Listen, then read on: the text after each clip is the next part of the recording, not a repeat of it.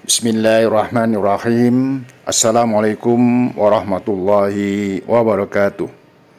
Mari kita buka pertemuan kita hari ini dengan sama-sama membaca doa.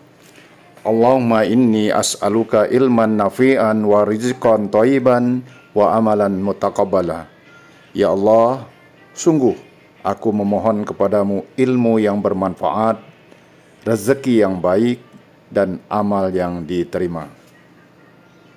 Baik sahabat Pila, kita pagi ini berada di tempat pemeliharaan hewan kurban, baik sapi maupun kambing, semua ada di sini.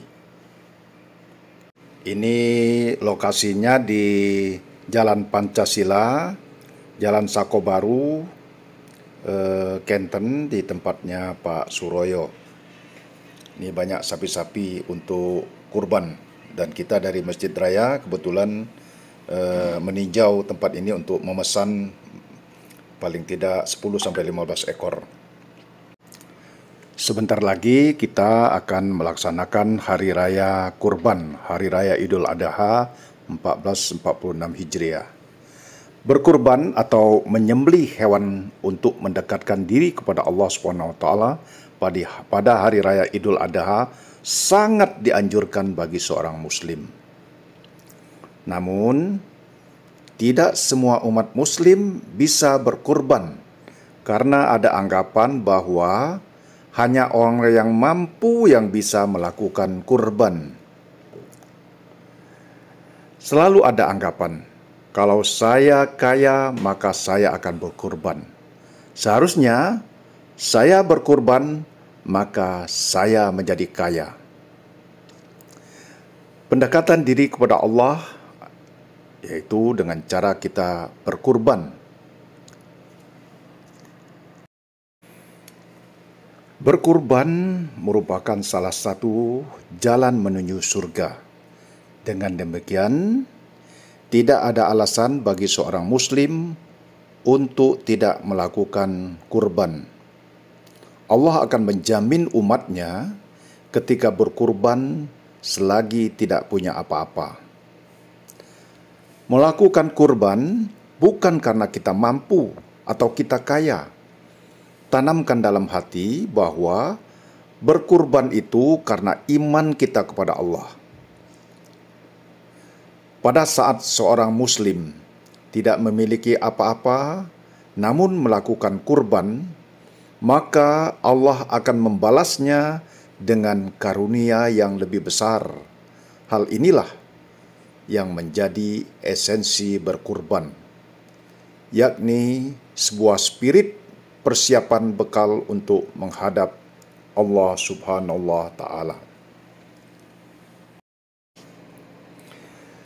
Persiapan bekal yang terbaik adalah takwa. Dalam Al-Quran surat At-Talaq ayat 2 dan 3 disebutkan, barang siapa bertakwa kepada Allah, niscaya Dia akan mengadakan baginya jalan keluar dan memberinya rezeki dari arah yang tiada disangka-sangkanya. Ayat inilah yang bisa kita pakai untuk berkurban atas nama Allah. Selain itu, berkurban merupakan konsekuensi sebuah perjuangan di jalannya. Ketika seorang muslim telah berikrar untuk berjuang di jalan Allah, maka ia harus rela mengorbankan apapun demi kemajuan Islam. Berkurban adalah salah satu cara menolong agamamu, maka Allah akan menolong kamu. Berkurban merupakan ibadah sunnah yang sangat dianjurkan dalam Islam. Memiliki banyak keutamaan dan hikmah yang tercermin dalam Al-Quran dan hadis. Ibadah ini tidak hanya sebagai bentuk ketaatan kepada Allah, tetapi juga sebagai sarana untuk meningkatkan keimanan, berbagi dengan sesama, dan memperkuat solidaritas sosial. Ada beberapa keutamaan berkurban menurut Al-Quran dan hadis. Yang pertama, berkurban adalah bentuk pengorbanan harta dan jiwa demi ketaatan kepada perintah Allah, seperti yang ditunjukkan dalam kisah Nabi Ibrahim dan Nabi Ismail.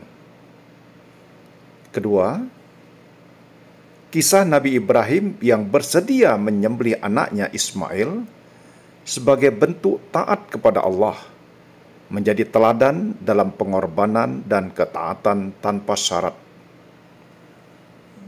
Ketiga, berkurban dapat meningkatkan keimanan dan ketakwaan kepada Allah, karena ibadah ini mengajarkan untuk bersyukur atas nikmat yang diberikan dan berserah diri kepadanya.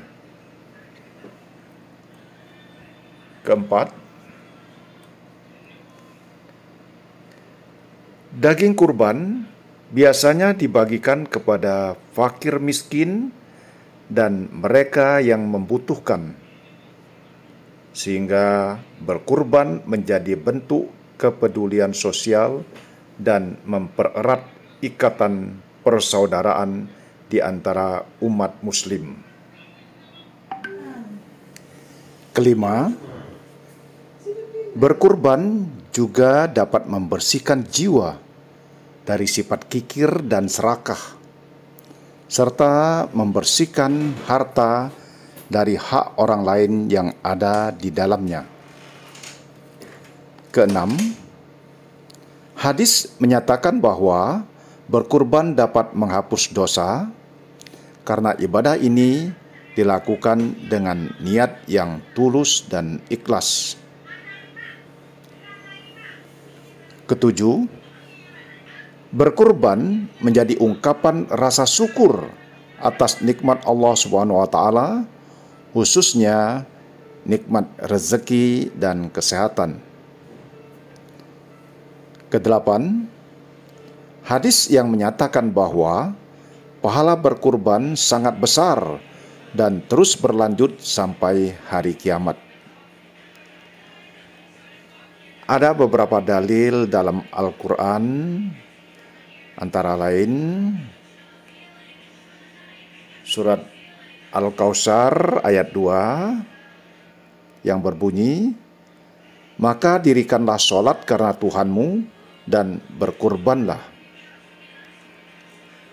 Kemudian di surat As-Saffat ayat 102-107 itu menjelaskan kisah Nabi Ibrahim dan Nabi Ismail yang bersedia untuk disembelih sebagai ujian dari Allah.